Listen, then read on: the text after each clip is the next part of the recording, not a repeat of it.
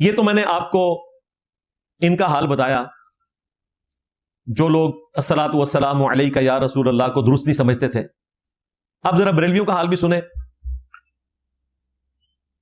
بریلوی جو علماء ہیں وہ درود ابراہیمی سے نفرت کرتے ہیں اور اسے وہابی درود کہتے ہیں، حالانکہ درود ابراہیمی کوئی وہابی درود نہیں ہے.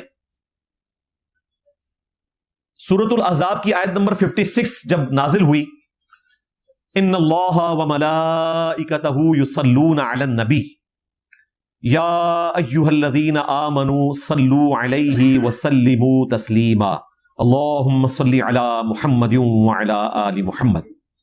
اس کے جواب میں نبی علیہ السلام نے درود ابراہیمی تعلیم فرمایا. صحیح بخاری اور صحیح مسلم دونوں میں موجود ہے. صحابہ کرام نے عرض کیا کہ اے اللہ کے رسول، آپ نے ہمیں سلام تو سکھا دیا ہے جو بخاری مسلم میں آیا، السلام علیکہ ایھا النبی ورحمۃ اللہ وبرکاتہ. اب آپ ہمیں یہ بھی سکھائیں کہ ہم آپ پر اور آپ کے اہل البیت پر کس طرح درود بھیجیں. وہاں پر آل محمد کا ذکر نہیں ہے، اہل البیت کا ذکر ہے. یہ میں اس لیے کہہ رہا ہوں کہ آل محمد میں تو کسی درجے میں ہم بھی شامل ہیں، لیکن اہل البیت میں ہم شامل نہیں ہیں. آل محمد کا ایک ترجمہ ہو سکتا ہے محمد والے، وہ ہم سب ہیں، لیکن اہل البیت کا جب ذکر ہوگا تو وہ نبی الاسلام کے دودھ کے خون کے رشتے کے لوگ اور آپ کی بیویاں اس میں شامل ہیں. تو اس میں الفاظ ہے ہم آپ اور آپ کے اہل البیت پر درود کس طرح پڑھیں. تو پھر نبی الاسلام نے کہا کہ تم کہو اللہم صلی علی محمد وعلی آل محمد کما صلیت علی ابراہیم وعلی آل ابراہیم انک حمید مجید آنورڈ، یہ سارا درود. اور مسلم شریف میں پتا کیا الفاظ ہے؟ نبی الاسلام خاموش ہو گئے اور تھوڑی دیر بعد سائل کو بلایا کہ جس نے پوچھا تھا، اور پھر کہا کہ درود اس طرح پڑھو. تو یہ اس بات کا ثبوت ہے کہ نبی علیہ السلام کو اللہ تعالیٰ نے وحی کے ذریعے یہ درود شریف تعلیم فرمایا. آپ کی خاموشی اس بات کے اوپر ثبوت ہے. تو درود ابراہیمی سے چڑھنا، اسے وہابی درود کہنا، یہ بے شرمی ہے. اور اس پر تر رہا یہ کہ مفتی احمد یار خان نعیمی صاحب نے جو تفسیر نعیمی لکھی، آدھی لکھی تھی تو وہ اپنے بزرگوں کے پاس پہنچ گئے، یعنی کہ فوت ہو گئے. بقیہ کی جو آدھی تھی وہ ان کے بیٹے اقتدار نعیمی نے کمپلیٹ کی. یہ نہ سمجھیے گا کہ بقیہ جو ہے وہ کسی وہابی نے لکھ دی ہے. میں نے جب یہ حوالہ پیش کیا تو انہوں نے اس میں سے پخ نکالی کہ انہوں نے تو ہمارے بزرگوں کی طرف جھوٹ منسوب کیا ہے، یہ مفتی احمد یار خان نعیمی صاحب نے تو تفسیر میں نہیں لکھا، یہ تو اقتدار نعیمی نے لکھا ہے. یہ نہیں بتا رہے کہ اقتدار نعیمی کون ہے. عام بندے سمجھے شاید کوئی وہابی ایڑا لکھ گیا ہے. اقتدار نعیمی ان کا خلیفہ اور سب سے بڑا بیٹا تھا، تو اس نے وہی کچھ لکھا جو اپنے ابا جان سے فیض حاصل کیا تھا. اگر باپا جانی کا بیٹا دعوت اسلامی والوں کو کچھ سکھاتا ہے تو وہ باپا جانی کی تعلیمات ہی سکھا رہا ہے نا، اللہ یہ کہ وہ اپنا فرقہ چھوڑ دے. تو یہ بیچ میں سے پخ نکالی. بھائی اگے ٹورو جڑی گل میں دسی ہے وہ جواب دیو. انہوں نے اس میں لکھا تفسیر میں، سورۃ الکہف کی تفسیر کرتے ہوئے انہوں نے کہا کہ درود ابراہیمی نماز میں پڑھنا تو درست ہے، لیکن نماز کے علاوہ اسے پڑھنا ناجائز اور گناہ ہے. جی گناہ.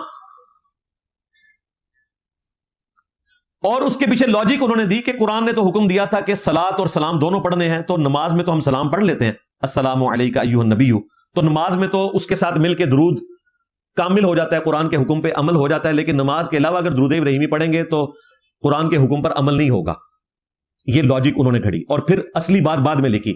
انہوں نے کہا کہ وہابی لوگ چونکہ اس درود پر زور دیتے ہیں، ہاں، اور ان کے دیکھا دیکھی بعض جاہل پیروں نے بھی آج کل درود ابراہیمی سکھانا شروع کر دیا. یعنی جو پیر درود لکھی، درود ماہی، درود تنجینا جو خود مولویوں نے لکھے ہوئے ہیں، درود تاج، وہ سکھائیں تو وہ عالم پیر ہیں، اور جو درود ابراہیمی بخاری مسلم والا سکھائیں وہ کہتے ہیں یہ جاہل پیر ہیں. اب آپ کو پتہ چل گیا کہ جب مجھے جاہل کہہ رہے ہوتے ہیں تو آپ سمجھ لیں کہ مجھے عالم مان رہے ہیں، کیونکہ جاہل اس کو کہتے ہیں جو بخاری مسلم کے مطابق ان کو کوئی مسئلہ بتائے یا قرآن کے مطابق کوئی عقیدہ بتائے، یہ اسے جاہل سمجھتے ہیں. تو انہوں نے ریزن لکھ دی کہ اس وجہ سے ہم اسے سمجھتے ہیں، حالانکہ ردی کی ٹوکری میں پھینکنے والی ان کی بات ہے. ان کو یہ بات سمجھ نہیں کہ درود اور سلام یہ دونوں انٹرچینجبل چیزیں ہیں. جس طرح اردو میں خوش و خرم ایک جیسی چیزیں ہیں، یہ انٹرچینجبل الفاظ ہیں، استعمال ہوتے ہیں. اسی طریقے سے درود و سلام انٹرچینجبل الفاظ ہیں. اس سے بڑھ کر یہ کہ 99.99% احادیث جو درود شریف کے فضائل پر آئی ہیں وہ صرف درود شریف سے متعلق ہے, ان میں سلام کا ذکر ہی کوئی نہیں. مثلا صحیح مسلم میں حدیث ہے, جو مجھ پر ایک دفعہ درود پڑے گا اللہ تعالیٰ اس پر 10 رحمتیں نازل فرمائے گا. اللہم صلی علی محمد وعلی آل محمد, اس میں سلام کا ذکر ہی نہیں ہے. ان کے بقول تو سلام کے بغیر درود پڑھنا گناہ کا کام ہے. تو اس کا مطلب آپ کو پتا ہے کیا ہے؟ نبی علیہ السلام جو ہے وہ گناہ تعلیم کر رہے تھے بقول ان کے. یہ ہوتے تو حضور کو کہتے نہیں یا رسول اللہ درود اور سلام دونوں ذکر کریں. آپ نے صرف درود کا ذکر کیا. صحیح مسلم میں یہ حدیث ہے, جو اذان کا جواب دے اور مجھ پر درود پڑے اور پھر الوسیلہ والی دعا مانگے تو میری شفاعت اس کے لیے حلال ہوگی, اس میں سلام کا ذکر ہی نہیں ہے. جامعہ ترمذی میں حدیث ہے, وہ شخص ہلاک ہو جائے جس کے سامنے میرا ذکر ہو اور مجھ پر درود نہ پڑے, اللہم صلی علی محمد وعلی آل محمد, اس میں سلام کا ذکر نہیں ہے. جامعہ ترمذی میں حدیث ہے, کنجوس ہے وہ شخص جس کے سامنے میرا ذکر ہو اور مجھ پر درود نہ پڑے, اللہم صلی علی محمد وعلی آل محمد, سلام کا ذکر نہیں ہے. اس طرح جتنی حدیثیں آپ اٹھائیں گے 99.99% احادیث میں صرف درود کا ذکر ہے, کیونکہ درود اور سلام انٹرچینجبل الفاظ ہے. سنن نسائی میں حدیث ہے, جو ایک دفعہ درود پڑے گا اللہ تعالیٰ اس پر 10 رحمتیں نازل فرمائے گا, اور جو ایک دفعہ سلام پڑے گا اللہ تعالیٰ اس پر 10 دفعہ سلامتی بھیجے گا. درود اور سلام یہ انٹرچینجبل الفاظ کے طور پر استعمال ہوتے ہیں. درود نبی علیہ السلام کے لیے دعائے رحمت کرنا ہے, نبی علیہ السلام کے لیے سلامتی کی دعا کرنا بھی ان کے حق میں دعائے رحمت ہی ہے. ان باریکیوں میں پڑھ کے لوگوں کو درود و سلام سے متنفر کروانا اس ظلم کے اوپر مبنی ہے. پھر سنن نسائی میں حدیث ہے, اللہ کے محبوب صلی اللہ علیہ وآلہ وسلم نے صحابی کو نصیحت کی, مجھ پر درود پڑھنا لازم کر لو, خصوصاً اپنی دعاؤں میں پڑھا کرو اللہم صلی علی محمد وعلی آل محمد, جو میں پڑھتا ہوں, جو ہم نے یہاں لکھا ہوا ہے. یہ درود شریف ذرا کیمرے میں دکھائیں جی ان کو. یہ درود شریف جو ہم نے لکھ کے لگایا ہوا ہے, یہ بھائی وہ درود ہے جو سنی درود بھی ہے اور شیعہ درود بھی ہے. شیعہ تو یہ درود پڑھتے ہیں نا, تو یہ پرفیکٹ درود ہے. سنن نسائی میں نبی علیہ السلام نے یہ درود خود تعلیم فرمایا ہے, اللہم صلی علی محمد وعلی آل محمد. وعلی آل محمد بھی پڑھ سکتے ہیں, وآل محمد بھی پڑھ سکتے ہیں, وآلہ یا وآلہ یہ بھی پڑھ سکتے ہیں, پرفیکٹ ہو جائے گا. تو اس میں تو سلام نہیں ہے, اور نبی علیہ السلام نے کہا کہ دعا میں یہ پڑھا کرو. اور جامعہ ترمذی میں 2 احادیث ہیں جن کو میں اکٹھا کر کے بیان کر دیتا ہوں کہ نبی علیہ السلام نے کہا کہ جو شخص اللہ کی حمد اور درود شریف پڑھ کر اللہ کی طرف متوجہ ہوگا اللہ تعالیٰ اس کی دعا کو قبول کرے گا. بلکہ نبی علیہ السلام نے کہا سل تعطا سل تعطا, مانگ تجھے دیا جائے گا, مانگ تجھے دیا جائے گا. اس میں سلام کے الفاظ ہی نہیں ہے, اللہ کا ذکر اور درود. لہٰذا یہ جو انہوں نے ڈرامہ بازی شروع کی ہوئی ہے اور اس کی بنیاد کے اوپر لوگوں کو گستاخ کہتے ہیں اور درود ابراہیمی کی توہین کرتے ہیں, ان کو شرم کرنی چاہیے. اللہ سے ڈر جاؤ. اس درود کی توہین کر رہے ہو, اسے ناقص کہہ رہے ہو, اس کو پڑھنے کو گناہ کہہ رہے ہو کہ جو نبی علیہ السلام نے تعلیم فرمایا. اللہ کے محبوب صلی اللہ علیہ وآلہ وسلم کو پتا تھا کہ یہ کامل درود ہے, اس میں سلام بھی شامل ہے. اللہ تعالیٰ کا جو حکم درود ہے وہ اس میں فلفل ہو رہا ہے. انہوں نے خود سے اپنی جو ہے ضرب تقسیم یہ کرتے ہیں. وہ کہتے ہیں فقہا جو ہیں وہ اس درجے پہ پہنچے ہوتے ہیں, درجے پہ پہنچ کے اے وچ جناب میں ان کے کہاں کہ وہ دودھ تے دیندے نے لیکن وچ او پا کے اے تحقیقات ہوندی ہیں انہاں دیاں, لوگوں کو کنفیوز کر دیتے ہیں. اسی کی بنیاد کے اوپر اب انہوں نے اسپیشلی اردو میں سلام شروع کیا ہوا ہے جمعے کی نماز کے بعد. مصطفیٰ جان رحمت پہ لاکھوں سلام. جو نہیں پڑھتا کہتے ہیں یہ درود شریف کے منکر ہیں. جی اعلیٰ حضرت سے پہلے جو نہیں پڑھتے تھے وہ بھی منکر تھے, اور اعلیٰ حضرت نے تو یہ سکھایا نہیں تھا. اعلیٰ حضرت نے تو کہا تھا میری میت کے ساتھ پڑھنا ہے کعبے کے بدرود دجا تجھ پہ کروڑوں درود. مصطفیٰ جان رحمت پہ لاکھوں سلام تھے, انہوں نے کیا ہی نہیں تھی. ویسے کلام بہت اچھا ہے, نعت کے طور پر آپ پڑھیں, لیکن اس کو ایک روٹین بنا کے, ایک اجتماعی شکل دے کے, دین کا حصہ بنا کے, جمعے کا حصہ بنا کے, اور جو نہیں پڑھتا اسے گستاخ رسول کہنا. اور پھر جب ہمارے جیسے لوگ ان پہ نقد کرتے ہیں تو کہتے ہیں جی ہم نے کوئی اس کو واجب تو نہیں قرار دیا ہوا. تو واجب تو قرار دیا ہوا, آپ نے لوگوں کو مصیبت میں ڈالا ہوا ہے بھائی, فتویٰ بازی کرتے ہیں لوگوں کے اوپر آپ. تو یہ مسئلہ بھی اللہ کے فضل سے میں نے کلیئر کر دیا. اب آخری علمی پوائنٹ کی طرف آ جائیں, وہ لبیک یا رسول اللہ. دیکھیں لبیک یا رسول اللہ کو مکس کرنا اس اعتبار سے کہ ہم حج کے موقع پر اللہم لبیک پڑھتے ہیں, تو اس کی وجہ سے یہ ایک جیسے الفاظ ہیں تو یہ شرک ہو جاتا ہے، تو یہ بالکل زیادتی پہ مبنی ہے۔ اس کی وجہ یہ ہے کہ یہ سب کچھ نبی علیہ السلام کے ساتھ ہو چکا ہے اور آپ نے اسے انڈورس کر کے دین کا حصہ بنا دیا۔ صحیح بخاری اور صحیح مسلم دونوں میں کئی ایک احادیث ہیں، میں ایک مشہور ترین حدیث پیش کروں گا سیدنا معاذ ابن جبل رضی اللہ تعالیٰ عنہ علیہ السلام کے حوالے سے۔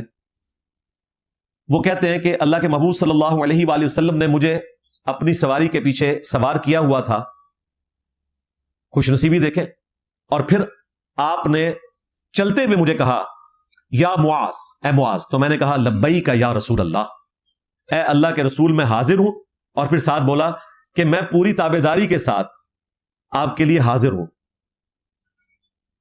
تو نبی علیہ السلام خاموش ہو گئے، پھر سواری تھوڑا آگے گئی تو پھر آپ نے کہا یا معاذ، تو نبی علیہ السلام کے اس پکارنے پر انہوں نے کہا لبیک یا رسول اللہ، اے اللہ کے رسول میں حاضر ہوں۔ پھر سواری تھوڑا آگے گئی تو تیسری دفعہ یہی ہوا۔ یعنی یہ نبی علیہ السلام نے بیسیکلی ایک امپورٹنس بتانی تھی اس حدیث کی جو آپ بیان کرنے والے تھے۔ 3 دفعہ لبیک یا رسول اللہ ہوا تو پھر آپ نے کہا کہ اے معاذ، جانتے ہو جو شخص اس بات کی گواہی دے دے کہ اللہ کے سوا کوئی معبود نہیں اور محمد صلی اللہ علیہ وآلہ وسلم اس کے رسول ہیں، تو اللہ تعالیٰ نے ایسے شخص کے اوپر دوزخ کی آگ حرام کر دی ہے۔ اب اتنی بڑی فضیلت تھی تو حضرت معاذ ابن جبل نے کہا کہ میں لوگوں کو یہ خوشخبری نہ سنا دوں؟ آپ علیہ السلام نے فرمایا ایسا نہ ہو کہ لوگ اس کے اوپر تکیہ کر لیں اور عمل کرنا چھوڑ دیں۔ اب آپ سوچ رہے ہوں گے کہ جب نبی علیہ السلام نے منع کیا تو یہ حدیث باہر کیوں آ گئی؟ پھر یہ وہابی دیوبندی تو کہتے ہیں آپ نے ماموں سے متعلق حدیثیں بیان نہیں کرنی کیونکہ ساری حدیثیں پبلک میں بیان کرنے والی نہیں ہوتی ہیں۔ وہ حدیث جو نبی علیہ السلام نے بیان کرنے سے خود منع کر دی تھی وہ کیوں بیان کر دی؟ اور وہ حدیثیں جو نبی علیہ السلام نے اپنی پروفیسی کے طور پر اپنی نبوت کی دلیل پہ پیش کی تاکہ ہم کافروں کو وہ حدیثیں بتا سکیں بعد میں اور نبی علیہ السلام کی نبوت بنوا سکیں، یعنی کہ 2812۔ ہاں جی، یہ وہی عمار، افسوس اے عمار، تقتلک فئۃ الباغیہ، تجھے ایک باغی جماعت قتل کرے گی، تو انہیں اللہ اور جنت کی طرف بلائے گا، وہ جماعت جہنم کی طرف بلائے گی۔ یہ وہ حدیث ہے جو نبی علیہ السلام نے بیان کرنے کے لیے کہا ہے تاکہ لوگوں کو پتا چلے ہمارے نبی وہ ہیں جو اپنی وفات کے آلموسٹ 30 سال کے بعد جو واقعہ ہونے والا تھا پہلے ہی بتا دیا۔ یہ حدیثیں یہ بیان نہیں کرنے دیتے، اور جو نبی علیہ السلام نے منع فرمائی تھی حدیث وہ حضرت معاذ بن جبل نے بیان کر دی۔ اسی حدیث کے اینڈ پہ آتا ہے کہ انہوں نے اپنے آخری وقت میں جب وہ موت کے قریب تھے، علم چھپانے کی جو وعید قرآن میں آئی ہے کہ جو لوگ علم کی بات چھپا لیتے ہیں ان پہ اللہ کی لعنت، اللہ کے فرشتوں کی لعنت اور تمام لعنت کرنے والوں کی لعنت، جو سورۃ البقرہ میں رپورٹ ہوئی آیت نمبر 159 اور 160 میں، اس سے بچنے کے لیے انہوں نے پبلکلی یہ حدیث بیان کر دی کہ نبی علیہ السلام کی امانت تھی میرے پاس، تو میں اب اس کو موت کے وقت میں بیان کر دوں۔ لیکن ساتھ ہی ساتھ اس کو کلیریفائی بھی کر لیں کہ ان احادیث کا قطعاً یہ مقصد نہیں ہے کہ کوئی شخص ڈائریکٹ جنت میں چلا جائے گا کلمہ پڑھ کے اپنا عذاب بھگت کے، کیونکہ بخاری مسلم میں دوسری احادیث بھی موجود ہے کہ جب میں آخری دفعہ جہنم کی طرف جاؤں گا تو میں اس شخص کو بھی اللہ تعالیٰ کی اجازت سے جہنم سے نکال لوں گا جس نے زندگی میں ایک دفعہ صدق کے دل سے لا الہ الا اللہ محمد رسول اللہ پڑھا ہوگا، جس کے دل میں رائی کے دانے کے برابر ایمان ہوگا۔ تو مراد یہ ان دونوں حدیثوں کو جوڑیں تو آپ کو پتا چلے گا عذاب بھگتنے کے بعد، ہاں نہ سمجھیو کہ ڈائریکٹ ہی، اتنا سوکھا کام نہیں ہے۔ صحیح بخاری میں حدیث ہے میری پوری امت جنت میں جائے گی سوائے اس کے جس نے جنت میں جانے سے انکار کر دیا۔ پوچھا گیا من ابا یا رسول اللہ، یا رسول اللہ کس نے انکار کیا؟ آپ نے فرمایا جس نے میری اطاعت کی وہ جنت میں جائے گا، جس نے میری نافرمانی کی اس نے جنت میں جانے سے انکار کر دیا۔ تو یہ ایک دفعہ کلمہ پڑھا تو جنت ٹر جاؤں گے، ایڈا سوکھا نہیں۔ حالت یہ ہے کہ ہم تو موم بتی کے فلیم پہ 1 منٹ کے لیے ہاتھ نہیں رکھ سکتے، دنیا کی آگ۔ اور بخاری مسلم میں آیا کہ وہ جو آخرت کی آگ ہے نا وہ اس دنیا کی آگ سے 70 گنا تیز ہے، اس کو کون برداشت کر سکتا ہے ہزاروں لاکھوں سال کے لیے اور پھر اینڈ پہ جنت میں جا رہا ہو۔ ہم تو اللہ تعالیٰ سے دعا کرتے ہیں، اس کے بارے میں گمان رکھتے ہیں کہ اللہ تعالیٰ ہمیں بغیر حساب و کتاب کے ہی جنت الفردوس میں اپنے محبوب صلی اللہ علیہ وآلہ وسلم کا پڑوس عطا فرمائے، آمین۔